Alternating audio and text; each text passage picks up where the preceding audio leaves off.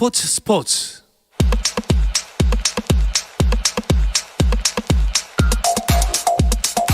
금요일 저녁에 축구 이야기, 축구장 가는 길 2022년 첫 시간 시작하겠습니다. 오늘 서호정 축구 전문 기자 그리고 스포츠조선의 박찬준 기자 나오셨습니다. 두 분 안녕하세요. 안녕하세요. 안녕하세요. 안녕하십니까. 일단 새해 복 많이 받으십시오 라고 인사를 드리고 싶습니다. 네. 왜냐하면 금요일에 저희가 축구 얘기 못 나눈 지가 몇 주 됐어요. 그래서 아주 오랜만에 뵙게 돼서 이건 뭐 연말 인사도 못 드리고 있는데 새해 인사를 드리게 됐습니다. 각자 뭐 새해 인사 부탁드립니다. 뭐 요즘식으로 얘기 드리면 방송도 중요하지만 건강이 우선입니다. 아유, 아주 건강해 보이십니다. 서호정 기자였고요. 네, 새해 복 많이 받으시고 축구로 건강하게 보낸 한 해 되시길 소망하도록 하겠습니다. 예, 좀 썰렁한 것 같지만 이게 맞는 얘기인 게 축구만 보다 보면 365일 쉬는 날이 없어요. 그렇죠? 아주 재밌는 경기입니다. 네, 축구의 재미에 아직 빠지지 못한 청취자분 계시다면 지금 어서 포털 사이트에 그냥 축구라고만 치시기 바랍니다. 서호정 기자는요, 제가 듣기로는 작년 소원이 아빠 되기였답니다. 네. 근데 되셨습니까? 예, 소원을 이뤘습니다. 진짜요? 예, 어떻게 금방 그렇게 생기죠? 아니 사실은 그 아내가 임신한 건 지난 7월이었는데요. 예, 이제 4월 초순에 이제 출산 예정이고요. 예. 예, 공주님을 저희가 또 아. 그래서 그런지 예. 그 우리 박찬준 기자는 아들분인데 네. 아들 가진 아빠들은 다 부럽다고 하고 네. 딸 가진 아빠들은 축하한다고 하고. 축하드립니다. 예, 감사합니다. 전 딸만 둘이기 때문에. 네. 예. 아 정말요? 예. 저는 아들만 둘입니다. 저희 딸은 좀 나이가 있습니다. 고등학생입니다. 자, 두 분 올해 뭐 목표나 소망이 있다면 새로 한번 또 정해 보시죠. 저는 일단 뭐 저희 가족이 한 명 더 생기기 때문에 더 열심히 일을 해야 되겠고, 올해 또 월드컵의 해인데 사실 프리랜서 기자가 이게 혼자 월드컵 취재하기 쉽지 않지만 한번 3회 연속 월드컵 취재 도전을 해보도록 하겠습니다. 예. 그래도 잘하시고 했잖아요 지금. 뭐 축구계에는 더 많이 깊이 아는 사람이 승자인 것 같습니다. 예. 박찬준 기자는요? 저의 올해 화두는 건강과 운동이거든요. 네. 저도 이제 43살이 되니까 올해 또 확 몸이 달라지더라고요. 아, 그래요? 저도 이제 11월에 아마 월드컵을 갈 것 같은데 네. 건강하게 그때까지 몸을 잘 만들어서 월드컵 멋지게 취재하는 게 제 올해 가장 큰 목표 중에 하나입니다. 43이면 뭐 쉐도 씹어 먹을 나이 아닙니까? 저는 이제 꺾여서. 예. 어쨌든 축구 얘기로 돌아가도록 하겠습니다. 사실 뭐 개인적인 목표나 소망을 이야기하기엔 올해가 진짜 스포츠 기자들한테는 너무도 바쁜 해. 그러니까 이거 뭐 새해 복 많이 받으세요 그랬더니 좀 안 좋아하시더라고요. 일복을 받아갖고. 자, 한 해 축구 일정을 서호정 기자가 타임라인으로 쭉 한번 정리해 주시죠. 네, 올해가 유달리 빡빡한 축구 스케줄이 많습니다. 일단 새해 축구의 서막은 벤투호가 열게 되는데요. 1월 8일 이제 인천국제공항에 소집을 해서 터키 안탈리아로 전지훈련을 떠납니다. 그곳에 이제 2차례 평가전을 치를 거고, 또 인도에서 열리는 여자 아시안컵에 이제 벨 감독이 이끄는 여자 대표팀이 또 참가를 합니다. 그래서 또 좋은 성적을 기대하게 되고, 1월 말부터 2월 초 사이에는 카타르 월드컵 최종 예선. 맞네요. 예, 지금 현재 벤투호가 9분 응선을 거의 도달한 상황인데 여기에서 본선행을 확정 지를 수도 있습니다. 프로축구 K리그는 2월 19일 예년에 비해서는 거의 보름 가까이 일찍 빨리 시작하네요. 시작을 합니다. 이게 아무래도 올해는 중동에서 열리는 카타르 월드컵이 열리다 보니까 월드컵이 11월 겨울에 열리게 되거든요. 그렇게 되면서 10월 말까지 일정을 맞춰야 되다 보니까 좀 일찍 출발하게 됐습니다. 3월에는 이제 카타르 월드컵 최종 예선, 여기 이란과의 홈 경기가 속해 있습니다. 우리가 이란 징크스를 깰 수 있는 중요한 기회고요. 6월에는 이제 황선홍 감독이 이끄는 23세 이하 대표팀이 우즈베키스탄에서 열리는 AFC 챔피언십에 또 우승 도전을 합니다. 7월에는 중국에서 동아시안컵이 열리고요. 9월에는 항저우 아시안게임에서 우리 대표팀이 또 3회 연속 금메달 아시안게임도 있네요. 도전을 합니다. 그리고 대망의 11월에는 카타르 월드컵 본선이 11월 21일부터 시작됩니다. 이거 뭐 이러다 보면 올해 끝나는 거예요. 그렇죠? 맞습니다. 2023년이 스포츠 기자들한테는 금방 돌아올 것 같은데 어떻습니까? 벤투 전지 훈련에 지금 참가를 못하게 된 선수들이 있다면서요? 맞습니다. 서호정 기자가 얘기한 대로 1월 터키 전지훈련에 나서는 26명의 명단이 사실 공개가 됐었는데 권경원 선수와 원두재 선수가 코로나19 문제로 하차를 하고요. 대신해서 최지목 선수 그리고 고승범 선수가 대체 발탁되면서 좀 바뀐 명단으로 터키 전지훈련에 나설 것 같습니다. 어쨌든 뭐 대표팀은 터키로 지금 현재 출국을 했나요? 네, 내일 이제 출국을 하게 내일이요? 되고요. 9일부터 터키 안탈리아, 뭐 K리그 팀들도 이제 코로나 이전에는 종종 전지훈련을 떠나던 유럽에서는 대표적인 전지훈련지입니다. 이곳에서 이제 훈련을 하면서 15일에는 아이슬란드, 21일에는 몰도바를 상대로 두 차례 평가전을 치르고요. 그 이후에는 레바논, 시리아와의 월드컵 최종 예선 2연전을 위해서 또 이동을 합니다. 어떻습니까? 그 평가전을 치르는 몰도바는 좀 약체라고 지금 구분이 되죠? 예, 맞습니다. 몰도바는 아직 저희와 한 번도 시합을 해본 적이 없는 팀이고요. 예. 아이슬란드는 뭐 다들 아시겠지만 유로 2016 때 굉장히 좋은 실력을 보여줬던 팀이기 때문에 예, 저희와 만날 수 있습니다. 예. 만나서 좀 평가전 다음 평가전은 아이슬란드랑은 할 수 있을 것 같은데 몰도바는 전혀 전력을 몰라요.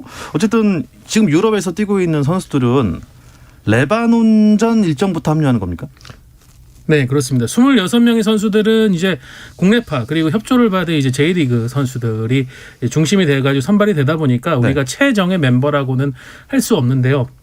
그러다 보니까 얘기 드렸던 아이슬란드와 몰도바와의 평가전에서는 새로운 선수들을 아마 벤투 감독이 좀 최대한 많이 테스트를 해볼 것 같고요. 네. 이 이후에는 이제 손흥민 선수를 위시한 유럽파 그리고 정우영 선수를 비롯한 중동에 뛰고 있는 선수들이 또 합류를 하면서 최정의 멤버를 갖추고 시리아 레바논과의 2연전으로 들어가게 됩니다. 서호정 기자가 아까 카타르행 그러니까 본선 진출의 9분 응선까지 뭐 거의 넘은 거나 마찬가지다라고 하셨습니다. 그러니까 본선행은 문제가 없는 겁니까 지금 확실히? 지금 조 2위를 달리고 있는데 무패로 조 2위를 달리고 있잖아요. 그러니까 레바논 시리아전에서 1승만 챙길 경우에 물론 상대편 경기에 대한 부분도 있겠지만 우리가 1승만 거두면 사실상 지금 본선행을 확정 지을 수 있는 상황이거든요. 그렇기 때문에 지금 같은 흐름이라면 조기 본선행도 가능한 그런 상황입니다. 그리고 또 이건 뭐 번외 질문인데요. 일본은 어떻게 되는 겁니까? 일본은 그래도 최근에 좋은 성적을 거두면서 9사1승 지금 3위까지는 올라와 있는 상태죠. 예. 이제 마지막에 좀 힘을 내야 되는 상황이고 호주 그리고 이제 오만 이 팀들과의 경쟁이 좀 치열할 것 같습니다. 사우디는 지금 상당히 멀찌감치 좀 달아나 있는 상황이거든요. 예. 그래서 일본 같은 경우에는 우리보다는 조금 더 이제 긴장감을 갖고 이렇게 절대적인 어떤 승리에 대한 목표를 갖고 좀 나서야 되는 상황이고요. 이번 달에도 아마 이전 전승을 위해서 좀 노릴 것 같습니다. 룰이 어떻게 됩니까? 그 조별리그에서 2위까지 올라갑니까? 네, 각조 2위까지가 본선행에 가고요. 3위 팀이 플레이오프를 치른 다음에 대륙간 플레이오프를 진행하는 방식으로. 네, 그러니까 아시아는 4.5장. 4.5장. 네. 그러니까 어느 대륙이랑 만날지 모르는 거예요? 정해졌습니다. 예, 남미와 남미요. 네, 남미와 붙기 때문에 상당히 가능성이 지금 좀 많이 낮아진 상태거든요. 그렇군요. 그렇기 때문에 뭐 일본 같은 경우도 절대적으로 2위 이상의 성적을 지금 달성을 해야 됩니다. 1월에 터키 전지 훈련 일정이 이 새 시즌 준비하는 그 K리그 구단들과 좀 훈련이 겹칠 수 있지 않을까요? 네, 맞습니다. 이게 때문에 각 팀들의 고민이 상당히 큰데요. 사실 A 대표팀뿐만 아니라 또 23세 이하 대표팀, 20세 이하 대표팀도 비슷한 시기에 각각 제주와 경주에서 훈련을 하거든요. 올해 K리그는 서호정 기자가 앞서 말씀드린 대로 사상 첫 겨울 월드컵 여파로 2월 19일에 개막을 하게 되는데 동계 기간 동안에 지금 대표팀 선수들 차출 기간과 겹친다는 점이 각 팀들의 고민이거든요. 김천 같은 경우에는 지금 연령별 대표 포함해서 10명이나 차출되고 울산도 원두재 선수가 제외되면서 6명이 됐거든요. 전북도 제법 되는 상황이기 때문에 사실 이 기간이 지금 한 해 농사를 좌우하는 아주 중요한 기간인 만큼 대표 선수들이 많이 차출된 팀들 입장에서는 볼멘 소리가 나올 수밖에 없는 그런 상황입니다. 이게 뭐 이제 23세 이하까지도 K리그에서 차출이 될 예정이니 훈련에 좀 지장이 있을 수 있을 것 같습니다. 네, 울산 같은 경우에가 특히 좀 차질을 많이 빚게 될 것 같고요. 김영건 선수를 영입해서 지금 홍명보 감독과 울산 팬들이 상당히 기대를 갖고 있었는데 훈련을 약 일주일 정도밖에 하지 못하고 김영건 선수는 또 대표팀으로 향해야 됩니다. 그래서 조직력을 갖추는 부분 이런 부분이 좀 많이들 걱정을 하는 것 같아요. 예, 또 여자 축구 대표팀은 아시안컵에 나선다고 전해주셨는데 이게 또 월드컵 직행 티켓이랑 연결이 돼 있는 겁니까? 네, 맞습니다. 콜린 벨 감독이 이끈 여자 대표팀이 1월 20일부터 인도에서 열리는 여자 아시안컵에 나서는데요. 지금 현재 좀 남해에서 훈련을 하고 있거든요.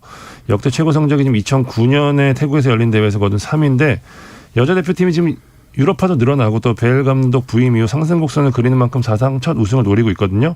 여기가 또 중요한 게 말씀해 주신 대로 5위 안에 들어가면 2023년 호주와 뉴질랜드가 공동 개최하는 여자 월드컵 직행 티켓을 거머쥘 수 있거든요. 그 내년입니까? 벌써? 네, 때문에 굉장히 동기부여가 큰 대회가 될 수 있을 것 같습니다.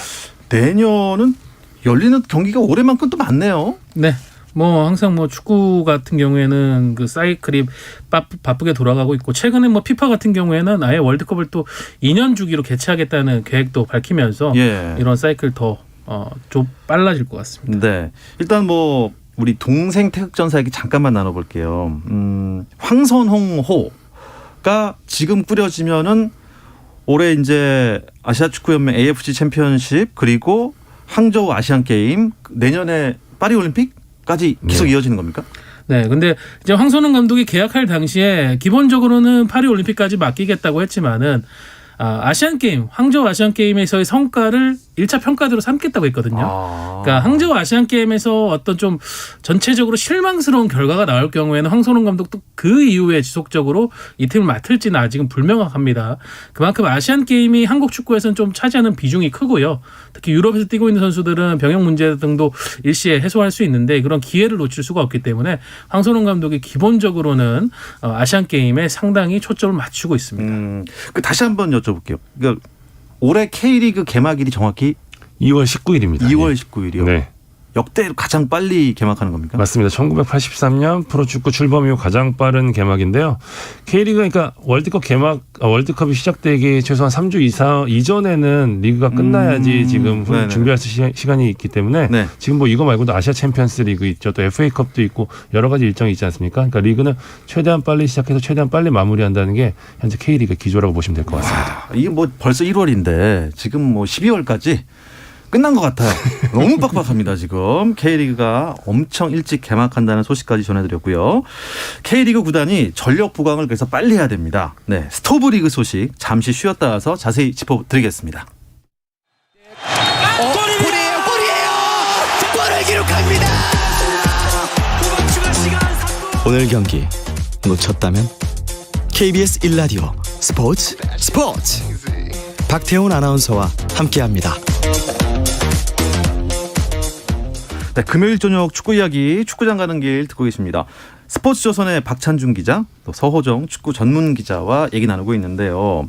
2022년 올해 K리그가 안팎으로 아주 큰 변화가 있는 것 같습니다. 네, 우선 새로운 또 팀이 K리그에 참가합니다. 기존에 10개 팀이었던 K리그2에 한 팀이 더 들어와서 이제 11개 구단 체제가 되는데 주인공은 바로 김포FC입니다. 네. 본 것 같아요. 플래카드 본 것 같아요. 그렇습니다. 지난해 말 이제 K리그 이사회의 회원 승인을 거쳐가지고 총회 과정이 남아있긴 하지만 이걸 거치게 된다면 K리그2에 합류하는데 사실상 이제 모든 절차는 거의 마무리됐다고 보여지고요. 그래서 김포FC가 참여함으로써 이제 K리그에서는 23번째 구단이 새롭게 또 이제 참여를 하게 됐습니다. 그리고 가장 이제 뭐 관심을 많이 가질 부분이 리그 승강제의 변화인데요. 맞아요. K리그2랑 1 그렇죠. 승강제도. 기존의 방식은 이제 K리그 1 최하위 그러니까 12위 팀은 다이렉트 강등이었었고 11위 팀이 K리그 2 이제 플레이오프를 거쳐온 2위부터 4위까지 펼치는 플레이오프를 거쳐온 팀의 최종 승자와 이제 홈앤 어웨이 방식으로 승강 플레이오프를 치열하게 치렀죠. 근데 이게 이제 확대가 됩니다. 네. 최대 3팀 그러니까 1+2 형태로 최대 3팀까지가 지금 승격할 수 있는 제도적 변화가 마련됐습니다. 뭐 듣기만 해도 좀 복잡하긴 한데 좋아진 거죠? 흥미진진해진 거죠. 네, 흥미진진해진 거. 예. 지난번 강원이 잔류했을 때만 해도 진짜 손에 땀을 쥐게 했는데 올해 말에는 또 얼마나 또 손과 발에 다 땀이 질 것 같습니다. 아무튼 뭐 새롭게 합류한 김포 FC 환영하고요. 좋은 성적 기대하겠습니다. 그렇다면 1+1이 아니고 1+2. 요거는 제가 좀 공부를 더 해야 되겠습니다. 좀 더 보강 설명 부탁드릴게요. 그러니까 K리그 1 최하위와 K리그 2 우승팀이 기존대로 자동 강등, 자동 승격은 그대로 되고요. K리그 1 11위 팀과 K리그 2 2위 팀이 맞대결을 펼쳐서 승강을 결정을 하게 됩니다. 여기에 K리그 1 12팀과 K리그2에서 이제 3위부터 5위까지 팀이 플레이오프를 거쳐서 이긴 팀과 맞대결을 펼치거든요. 그렇게 해서 강등 전쟁을 펼치게 되는데 최대 3팀이 승격하거나 강등할 수 있는 시스템으로 바뀌게 된 거죠. 그러니까 이제 지금까지는 K리그 1에서 11위, 12위만 그렇죠. 좀 떨렸는데 네. 이제는 10위부터 떨린다는 거죠. 맞습니다. 예. 야, 재밌겠습니다. 뭐 이런 분위기 때문인가요? 이적 시장이 아주 벌써부터 아주 활발하게 돌아가고 있던데 일단 뭐 정해진 거 오피셜만 정리해서 들려주시죠. 네, 그러니까 K리그 1 팀들은 위기감 때문에 K리그 2 팀들은 올라갈 수 있는 기회가 늘어났다는 기대감 때문에 그렇죠. 지금 이적 시장에서 바쁘게 움직이다 보니까 올 겨울 이적 시장이 정말 재밌게 흘러가고 있는데요.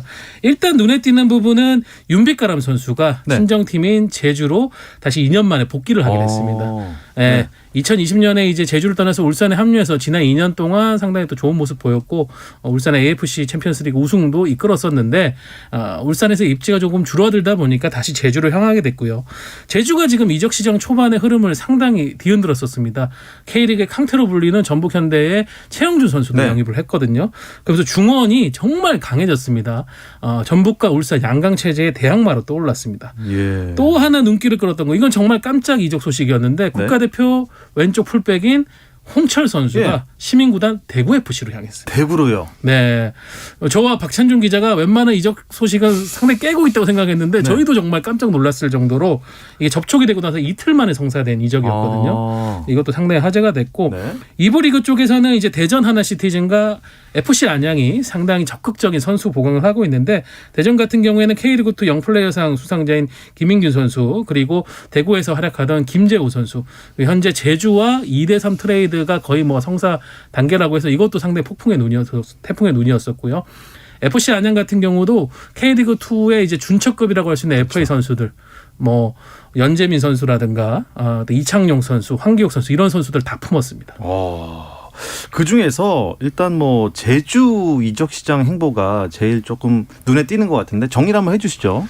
안태현 선수가 시작이었어요. 안태현 선수를 부천에서 데려온 걸 시작으로 말씀해 주신 최영준, 윤빛가람에 오늘 또 오피셜에 난 김주공 선수까지 더했거든요. 네. 여기에 아직 발표가 나지 않았지만 대전과 트레이드를 통해서 이지솔, 김동준 선수까지 더하게 됐는데 베스트 11이나 뭐 전체적인 스쿼드의 깊이 면에서는 지금 전북, 울산 못지않은 팀이라는 평가가 많거든요.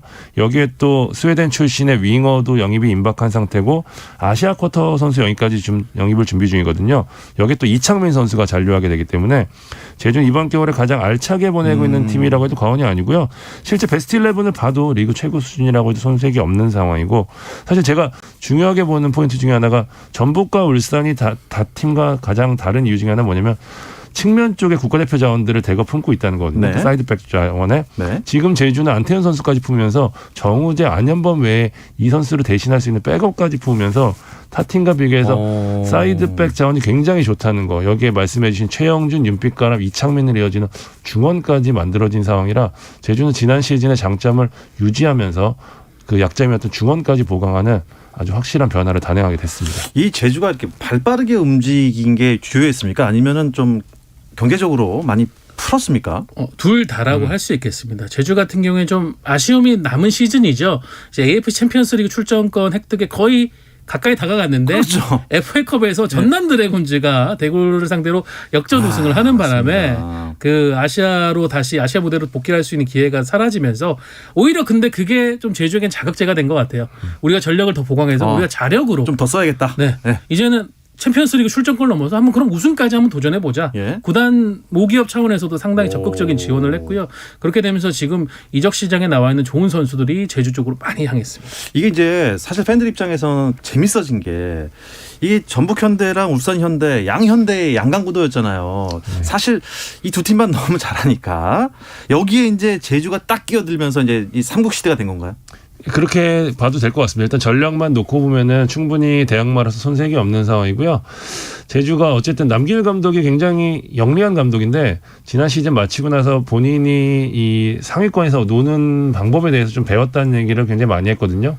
그렇기 때문에 전북과 울산에 계속해서 지속돼서 양강 체제를 깨는데 손색이 없는 팀이 되지 않을까라는 생각이 듭니다. 그래도 뭐 울산과 전북 또 가만히만 있지는 않을 것 같습니다. 네, 전북 같은 경우에 좀 이적 시장에서 초반에 권경원 선수 영입이 좌절되면서 네. 조금 출발이 늦다는 생각이 들었는데 역시 전북은 전북이죠. 지금 늦게 출발했지만 무서운 기세로 이제 좋은 선수들을 또 빼가고 있는데 지금 강상우 선수가 개인 합의만을 남겨놓고 있는데 이것도 사실상 이제 뭐 거의 마무리되는 분위기고요. 오, 그래요? 거기다가 지금 미드필더 쪽에선 대전 하나시티즌 맹활약했던 박진섭 선수 영입도 지금 마무리 단계로 가고 있습니다. 그 외에도 지금 뭐 많은 선수들을 전북이 노리고 있는 상황이고 울산 같은 경우에는 사실 김영건 선수로 굉장히 화려하게 포문을 열었죠. 맞습니다. 거기다가 일본 J리그 쪽에서 맹활약했던 아마노 준이라는 이 선수 아시안커터 선수도 영입 보강을 했는데 울산은 또 굉장히 놀라운 소식이 어제부터 들려왔습니다. 박주영 선수 축구 예. 천재 박주영 예, 선수가 예. FC 서울과 이제 결별을 공식화했는데 네네. 홍명보 감독이 있는 울산으로 향할 가능성이 지금 상당히 높아졌습니다. 선수로요, 아니면 코치로요? 선수입니다. 선수로요. 네. 박주영 선수가 현역 생활 연장에 대한 의지가 지금 굉장히 강한 상황인데 네. 사실은 팀을 찾기가 조금 힘든 상황이었어요. 울산도 조금은 조심스러운 입장이었지만 새해 들어서 박주영 선수가 홍명보 감독에 다시 한번 의사를 타진을 했는데 홍명보 감독의 고심 끝에 그리고 박주영 선수가 정말 연봉이나 이런 대우적인 부분을 전적으로 홍명보 감독과 울산고대에 맡기겠다는 입장을 보이면서 지금 박주영 선수가 K리그 커리어에서 처음으로 FC 서울 떠나서 이제 울산으로 갈 분위기가 형성되고 있습니다. 네, 이 베테랑으로서의 면모를 또 보여줄 수 있을 것 같고요. 아주 큰 기사인 것 같습니다. 그런데 이 포항이 조금 볼멘 소리가 있어요. 팬들이 왜 우리 선수들은 다 빼가기만 하고 들어오는 선수가 없느냐. 이거 왜 그런 겁니까? 그런 그 불만이 있을 수밖에 없는 게 지금 손준호, 김승대, 고무열, 일류첸코, 송민규 이번에 강상우까지 가는 상황이거든요. 네. 포항 팬들 입장에서 뭐 우리가 좀 전북 2군이냐 아니면 뭐 전북 2중대냐 이런 불만이 나오고 있는데 충분히 이해할 만한 게 한 팀의 주축이 이렇게 모두 이 한 팀으로 쏠리는 건 좀 이례적이라고 좀 봐야 되거든요. 물론 그 투자를 할 수 있는 팀이 뭐 전북 정도밖에 없기 때문에 물론 한정되어 있는 결과긴 하지만 네. 포항 팬 입장에서 정말 복장 터질 일이라고 좀 생각이 들고요. 사실 포항 입장에서는 아시아 챔피언스리그 준우승을 차지하면서 빚을 어느 정도 갚는 데는 성공하긴 했지만 선수를 데려오는 자금 자체가 좀 풍부했던 상황은 아니거든요. 그러니까 기존에 좋은 선수가 나가야지 이제 그 돈으로 이제 좋은 선수를 다시 데려올 수 있는 구조이기 때문에 결국에는 또 핵심 자원에 대한 판매를 염두에 둘 수밖에 없는 상황이었는데 이번에는 강상우 선수가 됐고 또 공교롭게 그 팀이 전북이 됐기 때문에 팬들의 불만이 클 수밖에 없었습니다. 포항이 이렇게 계속 선수를 내주기만 하는 이유는 뭡니까? 뭐 박찬준 기자가 얘기했지만은 역시 그러니까 투자를 줄인 것은 아니지만 현상 유지가 되다 보니까 지금 다른 경쟁팀들은 계속 적극적으로 투자를 하고 있거든요. 더 투자를 하고. 네, 시민구단인 대구 같은 경우에도 세징야 선수를 지키는 상황에서 지금 홍철 선수라든가 오늘 영입이 또 발표된 골키퍼 오승은 오른쪽 풀백의 이태 이런 리그의 양질의 선수들을 데리고 오고 있는 상황인데 반면 포항 같은 경우에는 선수들 지키기는 것도 버거운 상황이니까 팬들 입장에서는 좀 불만이 쌓일 수밖에 없는 것 같아요. 예전에 그 포철하면 기가 막힌 팀이었는데. 중위 국가대표팀이었죠. 예. 이적 시장 얘기를 이렇게 나누고 다 보니까 좀 궁금한 게 생겼습니다. 야구는요. 포수 포지션이 굉장히 이게 좀 희소하고 가치가 높거든요. 축구는 어떻습니까? 올해는 아무래도 센터백. 센터백? 예, 초반에는 센터백이었고요. 지금은 갈수록 외국인 스트라이커로 지금 가닥이 잡히고 있는데 센터백은 어느 정도 FA 선수들이 거취를 찾으면서 좀 자리들을 잡아가는 모양새인데 외국인 스트라이커 같은 경우에는 외국에서 데리고 오는 것 자체가 좀 쉽지 않은 상황이고 매물 자체가 없기 때문에 굉장히 마지막 팀들이 마지막까지 고심하고 있는 포지션입니다. 예. 자, 이렇게 축구 얘기 나누다 보면요. 시간 가는 줄을 모릅니다. 이 이야기를 끝으로 금요일 저녁에 축구 이야기 축구장 가는 길을 마치겠습니다. 서호정 축구 전문 기자 또 스포츠조선 박찬준 기자 두 분 고맙습니다. 감사합니다. 저는 월요일 저녁 8시 30분에 다시 돌아옵니다. 아나운서 박태원이었습니다. 스포츠